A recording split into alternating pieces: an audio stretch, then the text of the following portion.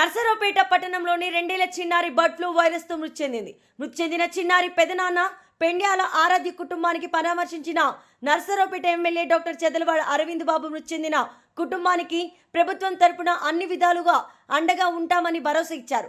స్థానికంగా ఇప్పటికే మెడికల్ క్యాంపులు, శానిటేషన్ నిర్వహించడం జరిగింది.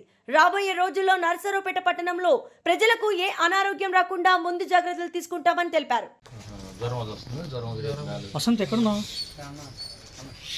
ఇటు వచ్చేసి బ్లూటూత్ పెట్టేసి యువత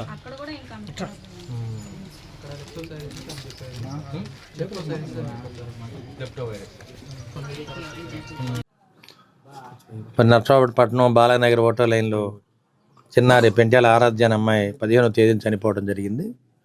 అమ్మాయికి అంతకుముందు 15 రోజుల నుంచి కూడా మరి జ్వరం, మరి రక్త విరేచనలు కావటం వల్ల అమ్మాయిని లోకల్ హాస్పిటల్ చేర్చడం జరిగింది. లోకల్ హాస్పిటల్ చేర్చినప్పుడు వాళ్ళు రక్త నమూనా పరీక్షిస్తే డెంగ్యూ పాజిటివ్ అని రావడం జరిగింది.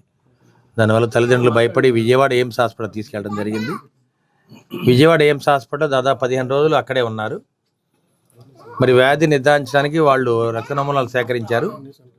అమ్మాయి 15వ తేదీన చనిపోయిన తర్వాత 2 రోజుల క్రితం మరి బర్డ్ ఫ్లూ పాజిటివ్ అని వారు నిర్ధారించడం జరిగింది. అది తెలుసుకున్న తర్వాత వైద్య అధికారులు, డిఎంహెచ్ఓ గారు వీళ్ళందరూ కూడా కుటుంబాన్ని పరామర్శించారు. కుటుంబ సభ్యుల యొక్క రక్త నమూనాలు కూడా సేకరించడం జరిగింది. దీని మీద సమగ్ర విచారణ జరిపి రాబోయే కాలంలో బర్డ్ ఫ్లూ అనేది రాకుండా చేయడానికి ప్రభుత్వ అధికారులు సిద్ధంగా ఉన్నారు. అదేవిధంగా ప్రభుత్వ అధికారులు, అదేవిధంగా లోకల్గా ఎమ్మెల్యే నేను కూడా ఈ కుటుంబానికి అండగా ఉంటాము. ఈ సమగ్ర విచారణ చేసి దీన్ని గవర్నమెంట్కి ఫైల్ సబ్మిట్ చేస్తాను. తప్పనిసరిగా కుటుంబానికి న్యాయం చేద్దాము. రాబోయే కాలంలో బర్డ్ ఫ్లూ అనేది లేకుండా చేద్దామని చెప్పి మీడియా ముఖంగా తెలియజేస్తున్నాం.